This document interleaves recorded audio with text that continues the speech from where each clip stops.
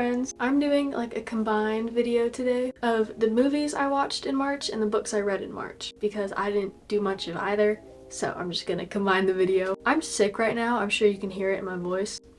Please ignore that. I haven't made videos in a while because I have not been feeling good for a while. So thank you guys so much for your patience with me. I only watched 3 movies in March, which is really embarrassing for me. I watched 2 full shows though, so maybe you can— 3 full shows. Maybe you can forgive me. First of all, I watched The Holdovers. I know it's not Christmas time. I don't care. I finally got around to watching it and I am so obsessed. The vibes of the whole movie, I guess, were just so good. I feel like that's not something I normally say, like, oh, the vibes were so good. But they were. It was very, like, older feeling, which makes sense. It was based in, like, the 70s. But it was, like, you know, Dead Poets Society, like that kind of vibe, and it was so good. I feel like the actors picked were so perfect. Like, I get I've only seen it with them, but I could not imagine anybody else playing those parts. And I feel like the character dynamics were just so well crafted. Like, they were just such well-developed characters, I guess. And you see that a lot. You see a lot of well-developed characters, but this was like a whole other thing. And I will be rewatching this every single Christmas. The second movie I watched was with a couple of my friends. We watched Good Will Hunting. Hot take, I did not like it at all. And that's crazy coming from me because I will hype up so many movies, but this one I couldn't do it. First of all, it felt like a million years long. And I just looked it up. It's only 2 hours and 6 minutes. That's not like insane, but it felt insane. It was so clearly written by a man, and that's not something I have a problem with most of the time. Like, men can write good movies, whatever, cool. I don't normally find a problem with it, but this was just so— it was so blatantly obvious to like a painful level. Practically the only woman in this movie was written for Will. I'm currently editing. Let me explain that real quick. Obviously, she was written for him. It's a movie. These are fictional characters. They're written for each other, kind of. But that's like not what I meant. That's obvious. That's how stories work. But it was like she only existed for him. Like, her whole purpose in the story was to support him and for him to use, kind of. I'm trying to think of how to explain this. It was like she was written to put up with all this stuff and to forgive him for everything he did. And I understand people change. I know that he changed as a character. But to go back to that same girl is kind of absurd. My friend explained it in a Letterboxd review so much better than I did. So there's that. That kind of explains it a little bit better than I did. Like, he literally almost punched her, and at the end of the movie still like went after her, and that's how the movie ended, like with him romantically pursuing her. No, that is not how that should have went at all. Oh my gosh. He was finally making improvements in his life, and he's this genius and he has so much potential, and he's like, I'm gonna go find this girl that I liked.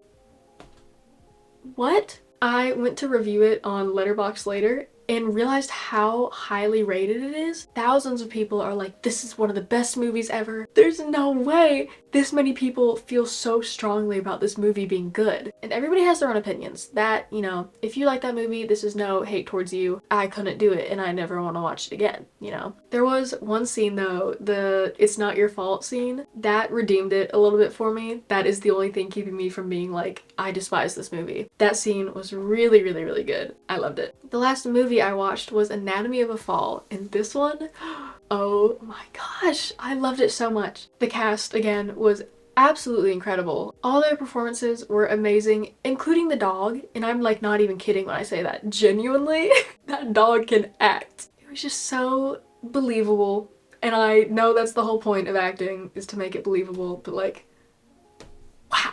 I love true crime, personally. I don't love it. I don't love that it happens, but I'm really interested in like watching people talk about the cases. Like, I'm in criminal justice too right now. Like, it's just something that really intrigues me. So I loved this. This honestly felt like a weird, almost documentary. And the mystery of all of it was so well done. Like, it was just so good. And I loved the ending too. Spoilers a little bit, I guess, almost. Basically, like, a summary of the whole movie is this one woman's husband falls out of a window and dies. And the only real witness, I guess, is their son, who's blind. So he really has to go off of like what he remembers happening and what he heard, but he can't actively be like, this is for sure what happened. The only other person who was home at the time was this woman whose husband died, So she, of course, is like the main suspect. And at the very end, she's let go. She's found not guilty, but we never know what actually happened. We know like the options of things that could have happened. Like he could have jumped out himself. He could have fallen. Like there are many options of what could have happened, but there's no definite answer. And I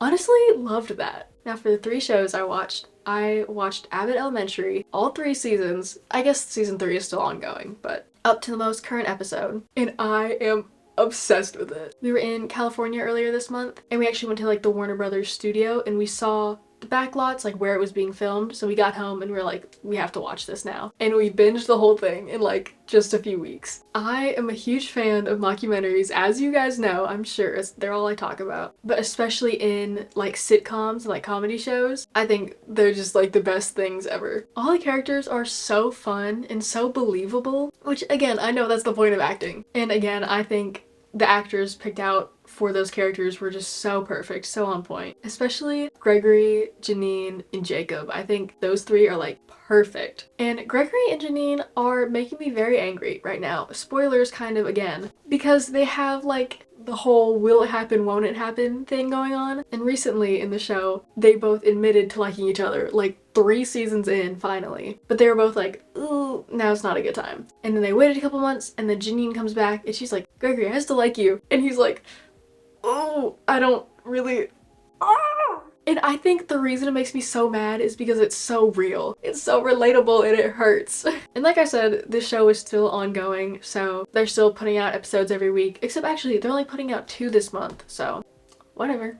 The second show I watched was The Bear. I've been meaning to watch this for so long. I watched all of season 1 in like 2 days, and then I watched all of season 2 on April 1st and 2nd, so I'm not gonna talk about that bit yet, but that proves like how amazing and how bingeable it is. Is that a word? Bingeable? I was able to binge watch it very easily. First of all, why does Jeremy Allen White take so many roles like this? He's always in like a dysfunctional environment. Whatever reason he does that for, he's very good at playing parts like that. I also like how the characters are just very human. Like I feel like sometimes shows like that will have at least one character who is just so hateable, and there's something there like humanizing them and being like, oh, this is why you are the way that you are. But there were like specific episodes in this show dedicated to like certain characters so we can see like their past or what their life is like right now and why they act the way that they do, and I love that they do that because some shows don't. My favorite characters though are Neil and Sydney. They have my whole heart. I love them so much. They're just both so hilarious and so sweet. Oh, also, I can't think of her name. Carmi's sister, Natalie. I'd look it up. It's okay. Natalie. I love her. I love her and Neil's dynamic. It's so fun. This show is so fast-paced and it's so entertaining, and I love that. I can't stand when shows are slow. I think I just have a short attention span, so I need shows to be like very fast-paced. I'm losing sunlight, by the way, so sorry that my face is like, the lighting's getting weird. Also, the fact that this show on like pretty much everywhere is listed as a comedy is crazy. There are like funny moments, like I did laugh while watching it, but it's definitely not a comedy. Like it's a very good dramatic piece, and I feel like everybody is just acting their heart out, like putting their heart and soul into these roles and into like the drama and the emotion behind it, and they're like, ooh, comedy. No! And then the third show, I'm not gonna talk about it a lot. I rewatched Percy Jackson and the Olympians for like the 4th time now. I'm obsessed. Whatever. Speaking of Percy Jackson, I actually don't have the book with me right now because my sister's reading it. Just pretend the book is in my hand. I read The Lightning Thief again. I read it multiple times in middle school, but then after 8th grade, like, never read it again. So I watched the Percy Jackson show, and then I went back and reread the first book, and it's just as good as I remember. It definitely is clearly written for middle schoolers, which is like kind of a surreal experience to like read it in middle school and be like, this is the coolest thing I've ever read, and then look back and be like, this is written for 12-year-olds. It's still good. A good story is always a good story no matter who it's written for. Which leads me to the next book I read. I'm technically reading right now. I'm halfway through The Sea of Monsters, which is the 2nd book in the Percy Jackson and the Olympian series, and I love it. It's so good. Again, just as good as I remember. It's not my favorite out of the 5. I guess there's more than 5 now. There's like 7. When I was back in my day, there was only 5. It's definitely not my favorite, but that doesn't mean it's bad. Like, it's still 5 stars. It's still up there. I think you guys are actively witnessing me realizing I have a bit of a problem, because the 3rd and final book that I read was the Percy Jackson and the Olympians, The Lightning Thief graphic novel. It's an addiction. It really is. I started and now I can't stop. But like, I loved comics, I loved graphic novels growing up. Even now, they're still just so much more fun to read than like a normal book. So even though I have the story memorized, I went back and I reread it. Thank you guys so much for watching this video. I promise the video will be longer next month. I'm getting back on my like movie watching grind. I promise there'll be more next month. I hope you liked this video. I had a lot of fun making it and I will see you guys next time. Bye bye.